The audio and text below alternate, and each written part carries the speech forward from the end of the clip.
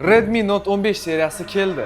2026-yilda qaysi birisini olish kerakligini 1 daqiqada tushuntirib beraman. Bu yilda 4 ta modeli chiqdi. Redmi Note 15, 15 Pro, 15 Pro 5G va 15 Pro Plus 5G. Note 15 kundalik foydalanish uchun 108 megapiksel kamera, 6000 mAh batareya, yangilangan G100 Ultra protsessor. 15 Pro kamera va qulaylik muhim bo'lsa, 200 megapiksel kamera, optik stabilizatsiya bilan, 32 megapiksel oldi kamera, IP65 himoya, 6500 mAh batareya. Yangi model Redmi 15 Pro 5G.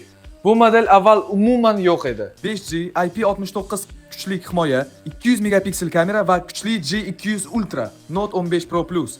Snapdragon 7S Gen 4, 200 megapiksel kamera, 6500 mAh batareya va 100 Watt tez zaryad. Note 14 bilan solishtirganda batareyalar kattalashdi, protsessor yangilandi, himoya darajasi oshdi va yangi Pro 5G modeli qo'shildi. Agar oddiy va ishonchli telefon kerak bo'lsa, Redmi Note 15, kamera va batareya muhim bo'lsa, 15 Pro, 5G va maksimal himoya kerak bo'lsa, 15 Pro 5G.